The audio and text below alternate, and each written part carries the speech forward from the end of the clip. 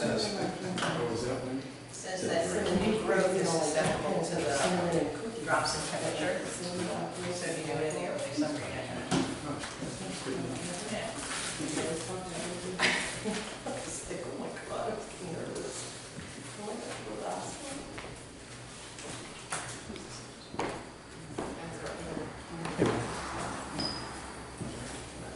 Oh, thank you.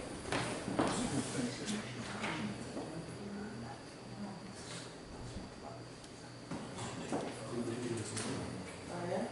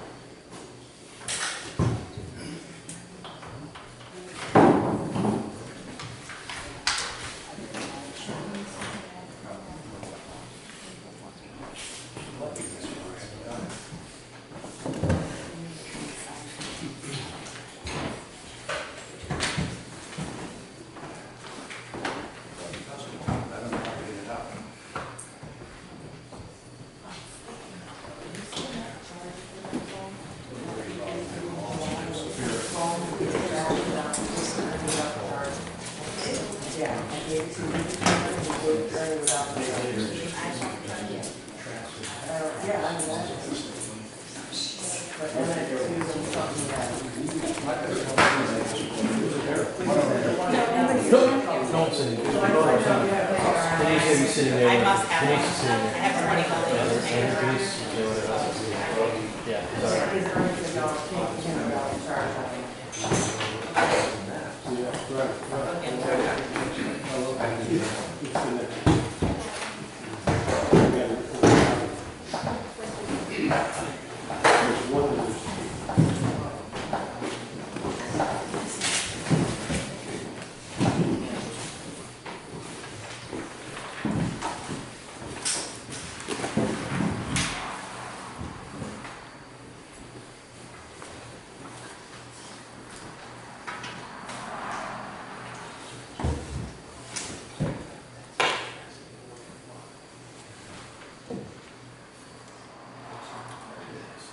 It's 7 o'clock. I guess we can start.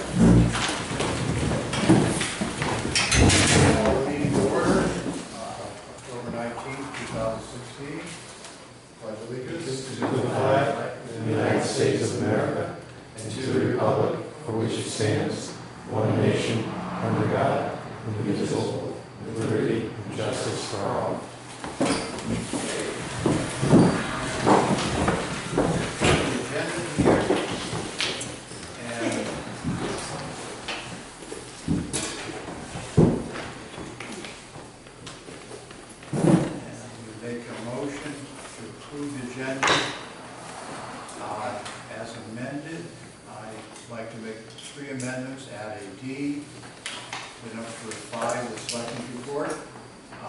Salem Bridges, Phase D, and F, the swing bridge. 3 additional items to that. And as I said, I make a motion to approve the agenda as amended. Second. Any discussion? All in favor? Aye. Okay, correspondence. We have one letter written. And this is from Denise Dill. And it says, "Dear board members, I'd like to take a moment to remind you the Board of Selectmen." That's right? You missed the Oh, beg your pardon. The minutes, I'm going to make a motion to table the minutes. It was just Ernie and I last time. He's not here, so we can't deal with it. And second? Second. All in favor? Aye. Aye. Table the minutes. I was going to do that and just jump right over. Anyway, the letter reads, "Dear board members, I'd like to take a moment to remind you, the Board of Selectmen, that meetings are for the board only. It is not a meeting to debate and comment from the audience. The previous meeting on October 5th was completely outside of protocol. There are 2 items on the agenda that allow for the audience to make their voices heard. That should be the only time the audience participates in your meetings. I would suggest that you face each other during your meetings for better interaction amongst the 3 of you. Facing the audience and speaking towards them only encourages participation. Respectfully, Dennis Dill." Denise, rather. I'm sorry. What did I do to you? She makes a very good point, and 100%. I probably let things get a little out of hand, particularly because of Jim Santa Claus being here and wanting for everyone to fully understand what was going on with that. But we're going to operate a little differently now.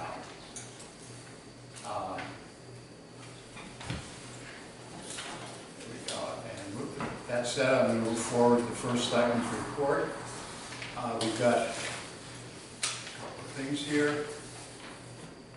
Shared services. Board of Education, the elementary school, the renovation is essentially finished. They haven't got final billing on it yet, but it appears that it is on time, under budget to the tune of about $50,000, which is very good. And absolutely looks beautiful. If anyone hasn't been out there, get up there and take a look at it. They did a wonderful job. It's a lot safer. I've been delivering grandchildren up there and picking them up for a number of years. It's always been a bit of a contest to get between the buses and get out to the parking lot. It's no longer an issue, and it's much, much safer and much, much more attractive than it was. Nathan Hale School, the Hale Ray Middle School. Hiring process was conducted to fill the vacancy of a building supervisor, Steve Quinn, and the kids are utterly delighted. I know from my own grandchildren, everybody loves Steve. And my 2 grandchildren that are over in the middle school now are delighted that he's come along with them. Son, he's there. They're having a grand time. We have to find someone to replace him now over at the elementary school. And my 3rd granddaughter is now real active. And some damaged fencing at the Nathan Hale Ray School. It's been replaced and repaired. New smoke-free area signs were installed throughout the exterior of the building, making sure people aren't smoking in the arena, in that area. Some exterior lighting. I'm just touching the high points here. These are available if anyone really wants to get involved with it. At the transfer station, we've got a new deck, recycling bins, done by a local contractor. He did a real nice job, and he's earmarked now to replace the roof on the Grange, this building. Plumbing issues in the river house have been straightened around, and a damaged floor has been repaired. Heritage Park, we're looking at lighting down there. It's become an incredibly popular venue. People are down there walking, and they're down there walking well into the night when it's dark, and a certain amount of light that you can get by, but we're looking at and trying to find ways to finance. The Lions have come forth with a suggestion they might be able to help with putting up what's called solar bollard lighting. It's solar powered lighting, and it would be on and available to help people who are walking after dark. Town Beach is winterized now.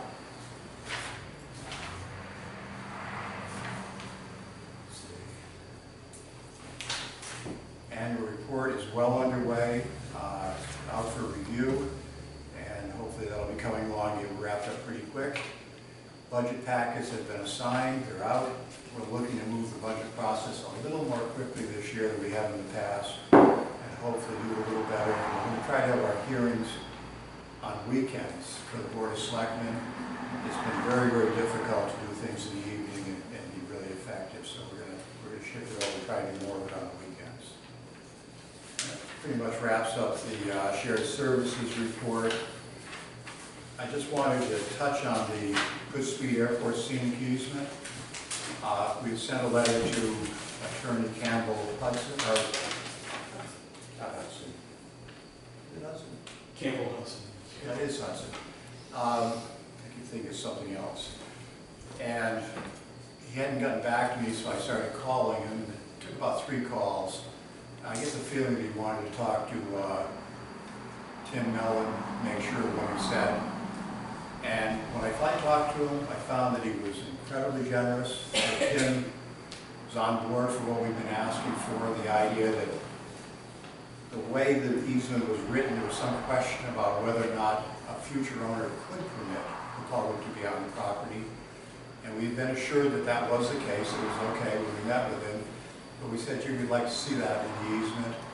We'd like to see the ability to have some bathrooms, perhaps a small exhibit hall and an educational center on the existing footprints of some of the buildings, and he was very much in favor of that.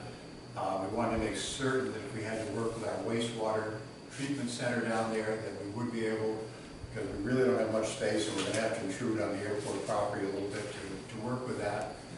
And that wasn't an issue. And then he went on to say that not only were people going to be allowed onto it, but they were going to be looking forward to putting perhaps the right to have some recreational fields on there, and conceivably to have some storage for kayaks and canoes down there. And all in all, the sense that I got from him was that we turned a corner with Tim Mellon. I know Mark had a pretty good relationship with him, and I'm interested in developing a good relationship with him, and we're moving in that direction. And Campbell's response was very, very positive. I was pleased with that. On something that's a little less attractive, the proposal to consolidate local health departments and districts. The Department of Health, the commissioner, brought all the health directors together and had a meeting with them and said that they're reviving something that Jody Grell had started back in 2010. And Jody had looked at the health districts for the question of equity and efficiency and how well the system was working. They had come up with a proposal. And these are strictly proposals at this point, there's nothing firm. But it's been revived, and what they're looking at is trying to, instead of having 72 different health districts or health organizations, some towns have part-time health directors, some towns have full, some towns belong to health districts. It's a hodgepodge, and it winds up with 72 different organizations that the health department has to deal with. And they feel that in a case of a pandemic, a major health emergency, that would just be too cumbersome to deal with. And what they're interested in doing is reducing it to less than 20, perhaps as few as 8 or 9 health districts. And the health districts that are being considered, and this, once again, there's nothing firm, might be the counties that exist, might be the counties with major cities and the tribal areas, the 2 tribal areas, as being separate health districts. It might be some new construction of health districts throughout the state, but they'd like to get it down under 20. Along with that, they're concerned that service is not being provided evenly and effectively across the state by all health districts.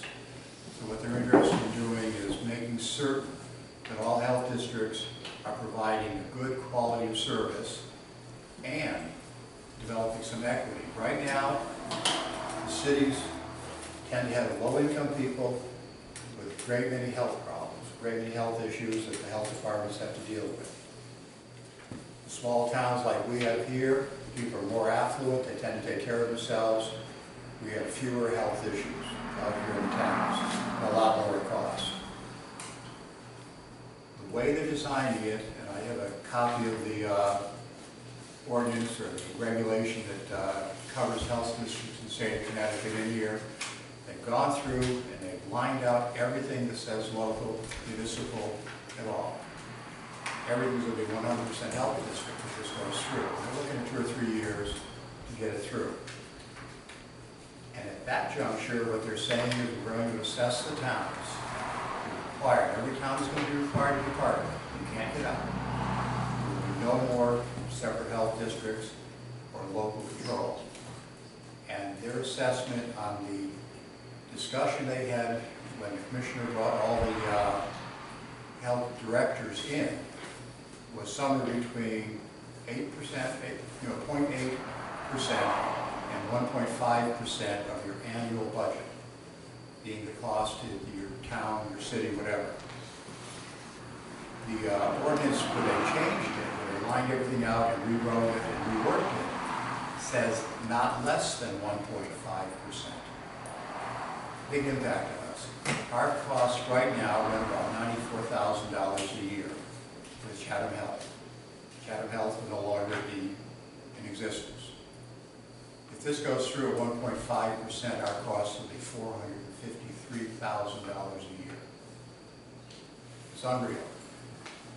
We had a big meeting with COG, everybody got together, all the health directors, all the members of COG were there talking about trying to deal with it. Without exception, everybody's opposed, and across the state the word is everybody's opposed to this. They think it's nuts, it's crazy. The health directors, when they were reporting on their meeting with the health commissioner, indicated that not only he, but the governor are in support of this, they're pushing it, and their sense was that it's likely to come into fruition.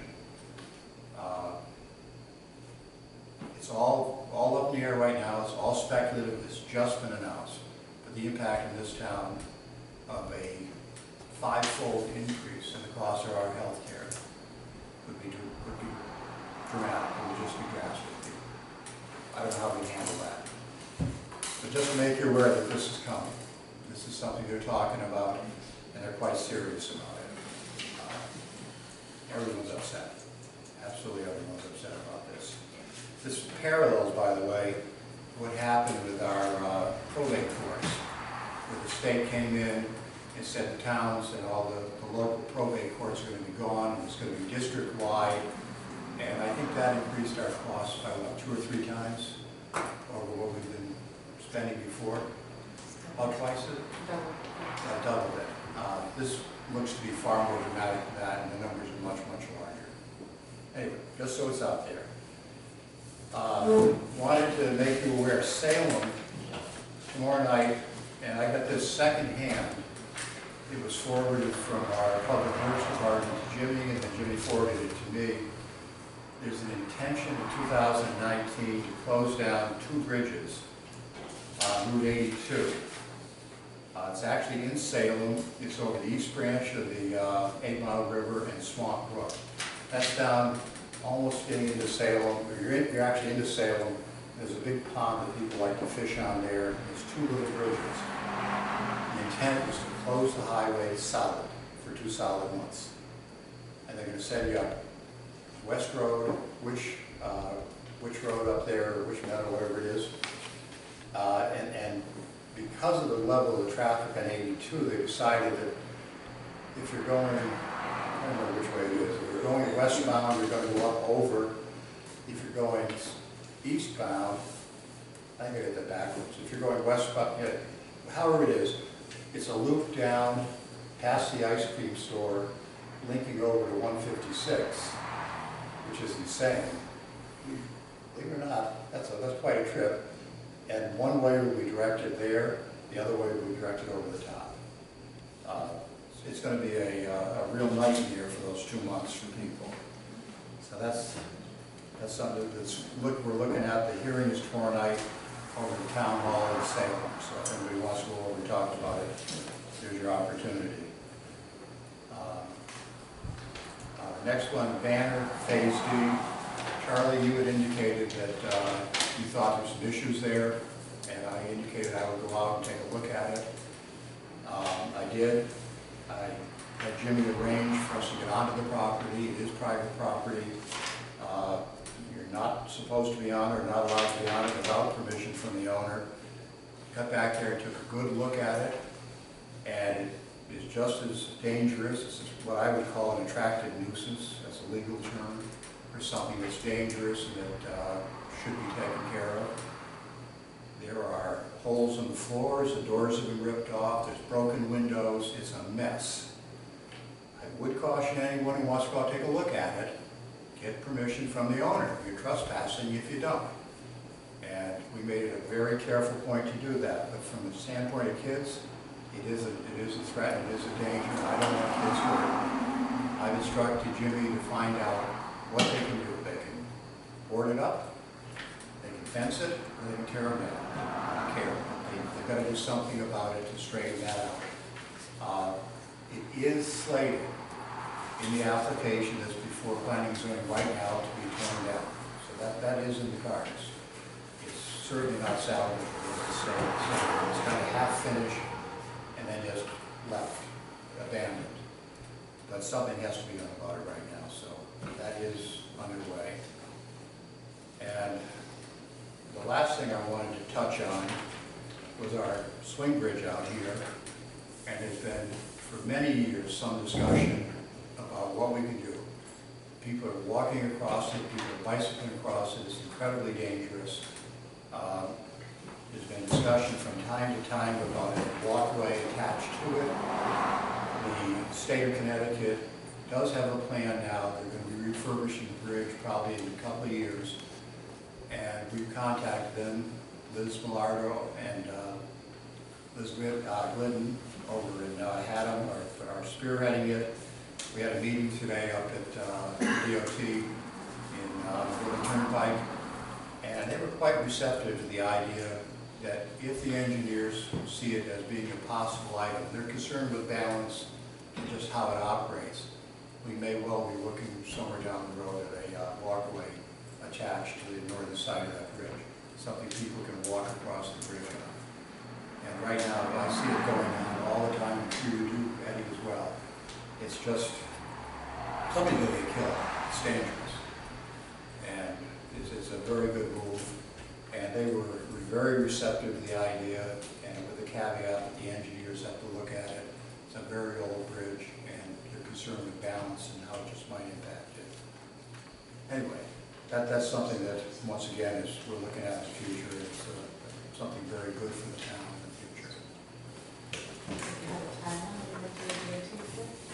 The timeline on the work on the bridge is probably around 2019, and this would be part of that.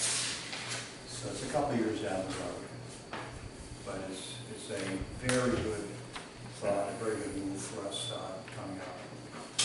And hopefully they're going to find that it is reasonable to do, that it is an acceptable item, and we'll go from there. And to go back just a step, on the Salem thing with those bridges, the construction requiring the full closure will be completed in about 8 weeks, and is expected to commence in spring of 2019. So we do have a time frame on that bridge work done. Anyway, that's all I have. Moving forward, do we have any citizens' concerns? Just a question. What time is the meeting tomorrow night, Salem? What time tomorrow night? Time tomorrow night is Salem. I should have said that. 7 p.m. Salem Town Hall in the conference room. Curry? Yes, did you know that also that the DOT is repairing 2 bridges on 82 and East Haddam right at the same time, but they're not closing them down? They're not closing them down. Those will Do be you know why the difference? I was just kind of curious. No idea at all. No idea why they're doing that. Yes, sir. In answer to Prairie's question, they can complete the job much more quickly, they say, if they don't have to have traffic going through. So they're Please address the Board of Selectmen. To clarify maybe for Prairie, the speed that they can do the project. So that's why they're looking at detouring. But they could also, will consider not closing it down and maintaining one lane, which would lengthen the project considerably. My concern is, when I was going to bring this up, is the amount of traffic that will be diverted on our town roads significantly, Essex Norwich Turnpike and West Roads specifically. And it's heavy traffic, it's not lightweight stuff. There's big trucks coming through there. Yes, sir. My question is regarding the meeting at the Salem Town Hall. Even though this is, the meeting regarding the bridges is in Salem, but it's going to directly impact folks from East Haddam traveling that, are we going to be allowed to comment, or are we going to be shut down because we're not Salem residents? I would expect you to comment. I can't imagine that we deny you the opportunity. And certainly, that's why I bring it up, because we're going to be impacted big time. Right. It's a major issue for us. Quick question, I've always been curious of this, as far as the town holdings as far as property down in East Haddam. Once the municipal offices move, is there going to be a referendum as to what we're going to do with the property? Sell it, lease it?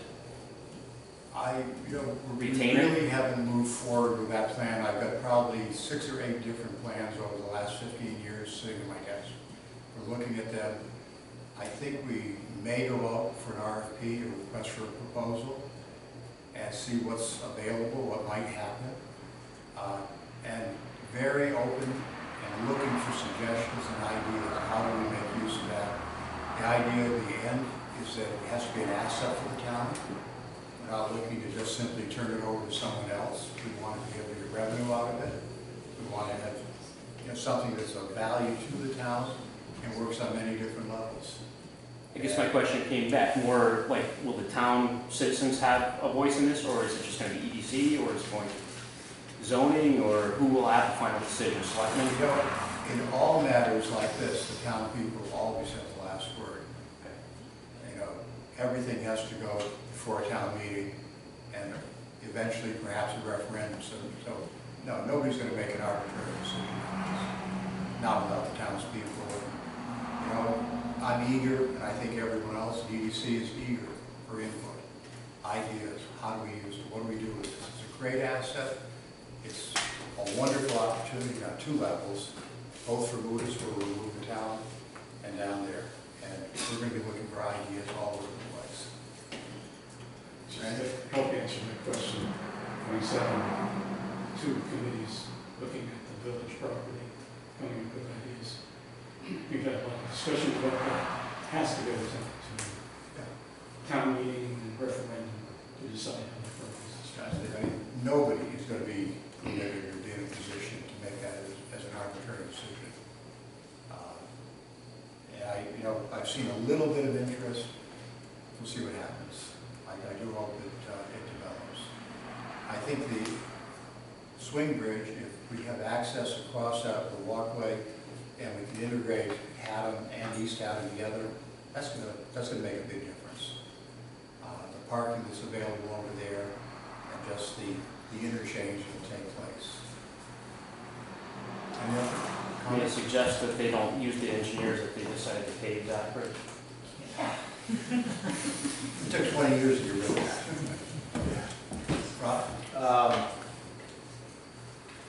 Regarding the UA2 closure in Salem, someone from the town management going to the meeting, or was anyone from Public Works or your office or planning going to the meeting? I can't go. I have another obligation that night. Beth is the one who actually forwarded this to it. I haven't asked her if she's going or not. I want to bring to the attention of the selectmen that there's an issue on Shanigan Road.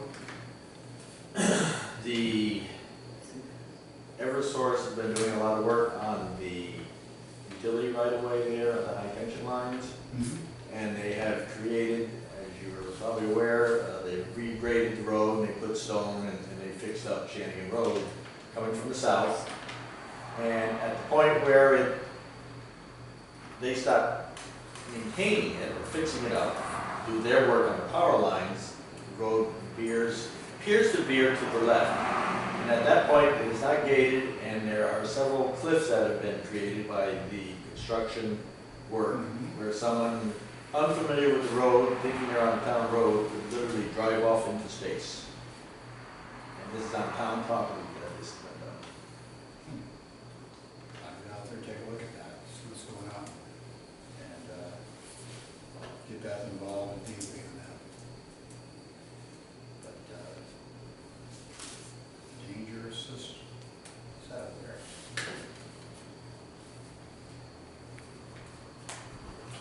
Anything else? Okay, moving on, unfinished business. Project discussion.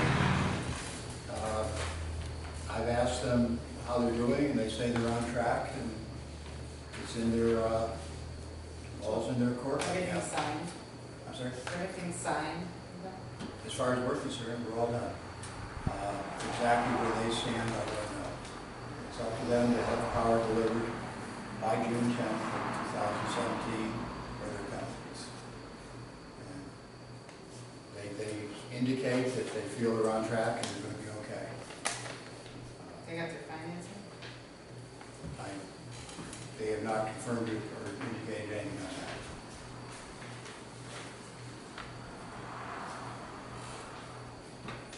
Okay, new business. Board commission changes.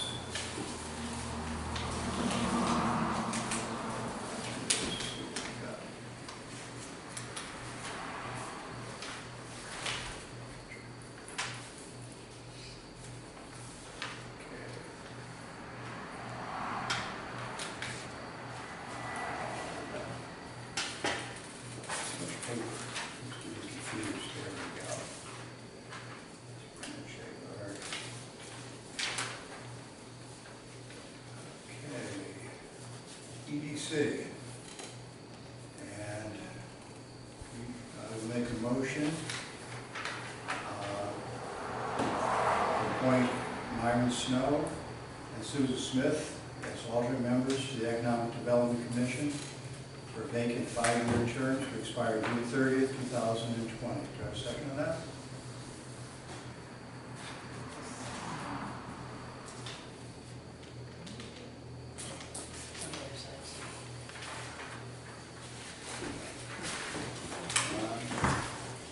I guess it, Susan Smith. so it's really Myron and not Ron?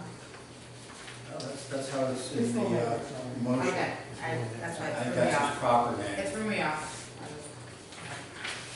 And Susan Smith. Second.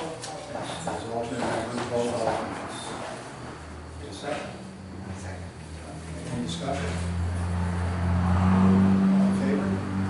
Aye.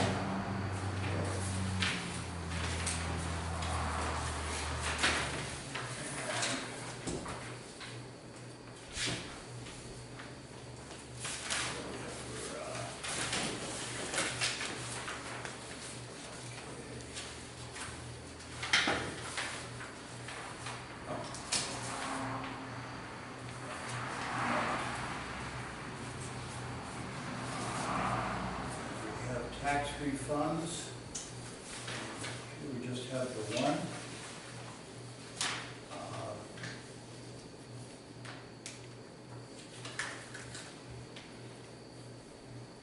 And that is for $169.91.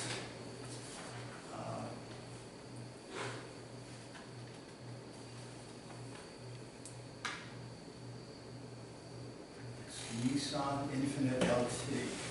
That would be giving that back to. And I'll make a motion to award that tax refund, the amount of $169.91. Any discussion? All in favor?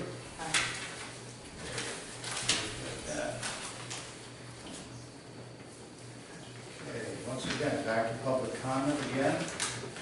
Any further public comment? Yes, sir. Do you have a total to date of what the town's expense to Shadwell? It's unchanged from the last time. There were no further bills presented. So I forget what that was. We had it, is it in here somewhere?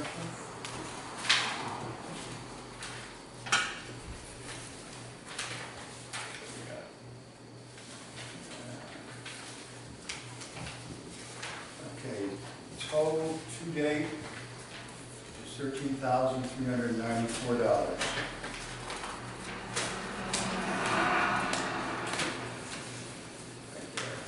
So does that mean the town's done now with them? I'm sorry?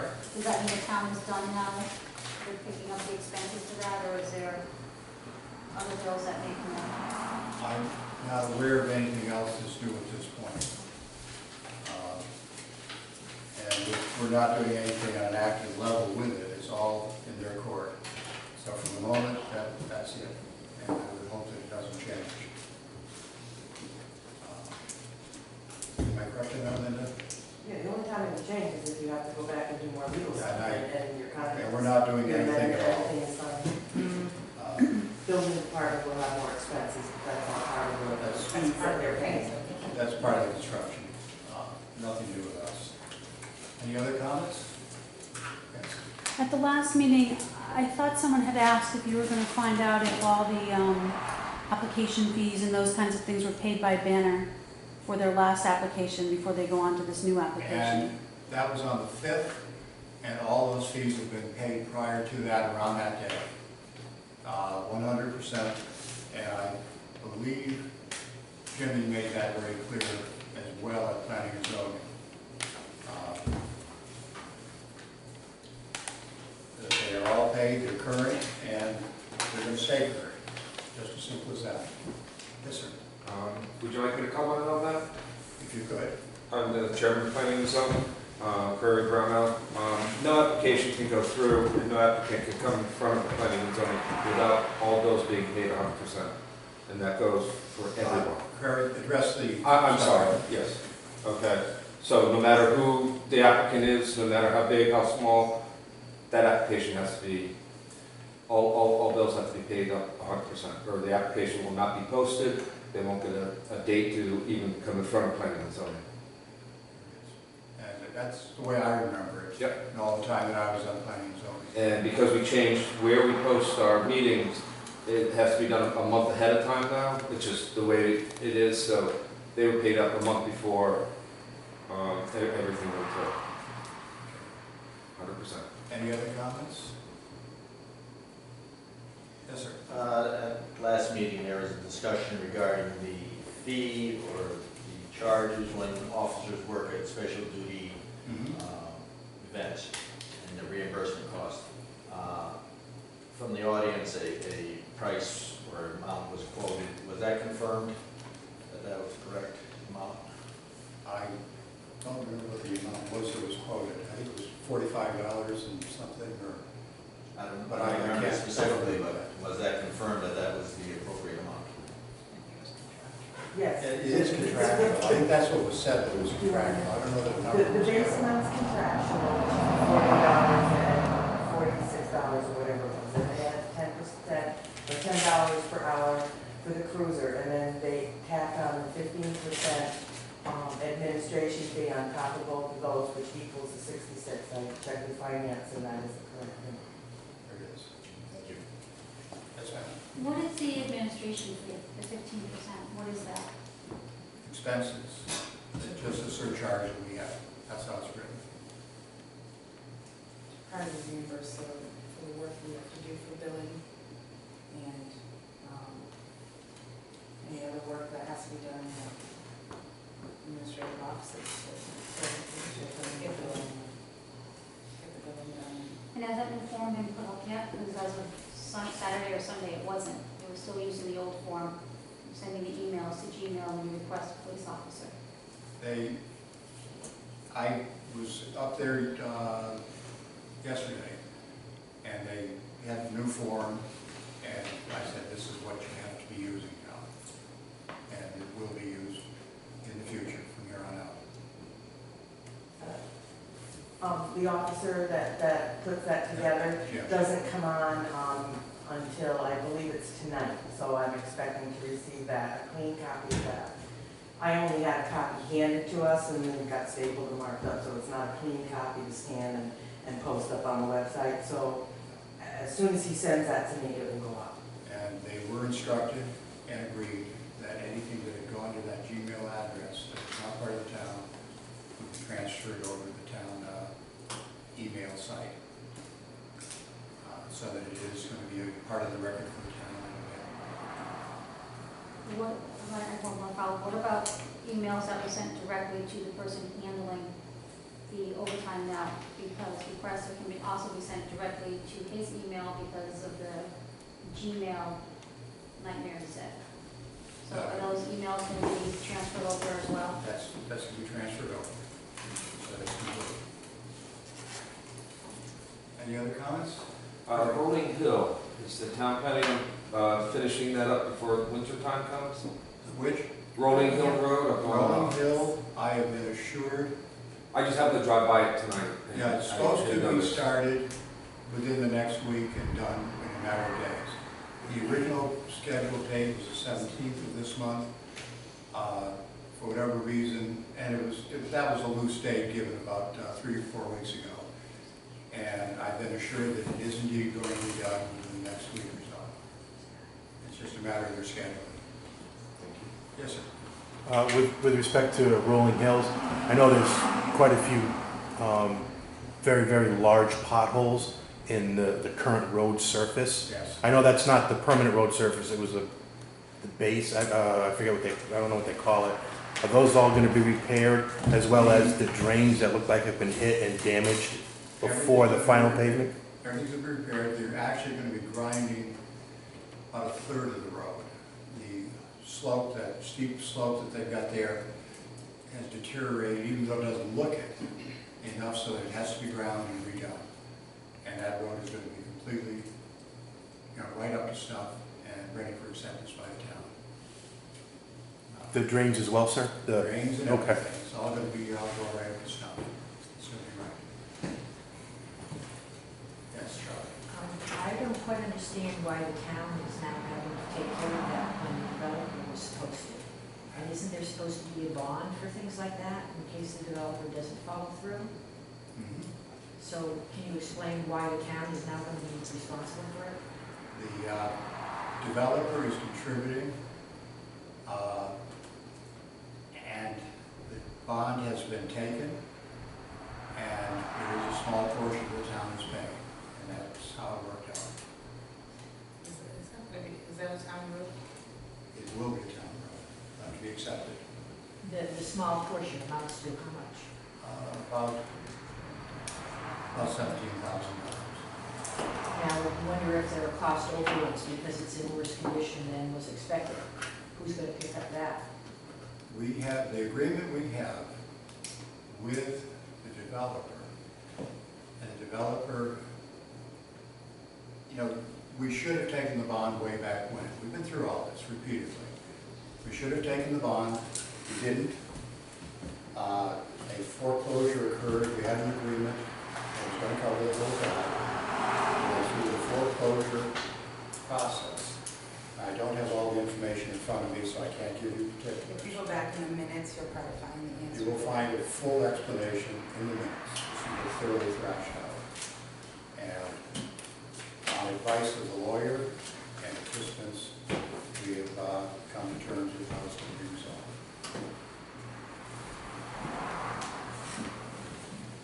Okay. Any other questions, comments? Kurt? I guess tonight's my night. 3 years ago, I came in front of the Selectmen, and it had gone in front of planning and zoning probably about 13 years ago. The intersection of Hungerford Road and Mill Road. All bodies had agreed that it was a dangerous intersection, even though there haven't been many accidents there. The way that it has set up the triangle, people try to make that corner as fast as they can. And both planning and zoning at the time and the Selectmen, 2 meetings had felt that yes, they should change it. It hasn't been done. I'm just kind of curious where it might be, what's going on, or if it's just gone. That's a matter that I'm not familiar with at this point. Okay. Perhaps we need to bring it up again. Okay. So I have to put a formal request in. Okay.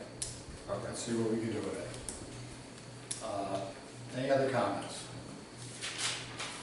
Okay, moving on. Selectmen's discussion. I've got a few things. We have a drug take-back day, October 22nd. It's going to be at the River House. Anybody who has drugs that you'd like to get rid of, dispose of, so they don't wind up in our kids' hands or in anybody else's hands that shouldn't have them. We take them down there, and they'll take them from you and get rid of them for you. We have a project coming up with the town, and this is something that the state has put together. It's federally funded, and they're looking to make curves safer. It's a horizontal curve safety project. There's going to be a public information meeting October 26th, 2016. I believe that's at 7 o'clock here at the Grange. What do we have? Yes. It says something about that. Is that somewhere? Yeah, I have it. Oh, that sheet, not this one. This is the flyer they got for it. And quite a stack of roads. And the idea is to put the chevrons and the curves, and they're going to be bright yellow, and it's a non-fading yellow that they intend to use. They're going to have the yellow band going down the post that it's on as well. And it's going to be quite extensive throughout the town. These are all town roads, not state roads. But if you come down Route 149 below the falls, and you see what they've done on the curve there with the signage, we're going to find that pretty much all over town. And it's something that personally, I have questions about it, but talking to people, it seems like a great many people like the idea. They think that on foggy nights, winter, and there's issues, it would be very, very helpful. And so that's been proposed, and it's going to be coming forth. As I say, 26th, you've got the option of going to a public hearing in this building and talking about it. So be aware of that. Project Safe Halloween, October 31st, 2016. I put 8 hours on that. Does anyone know? Yeah. I should dig through the packet. 5 to 8. 5 days.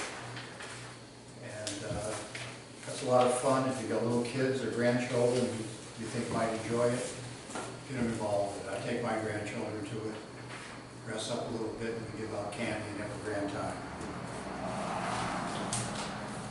Okay, anything, Sue, there to add to that? On that basis, I'll make a motion. No, I'm not here next meeting. I know you're not here the next meeting. Ernie will be. Okay. And I'll make a motion to adjourn. Second? Any discussion?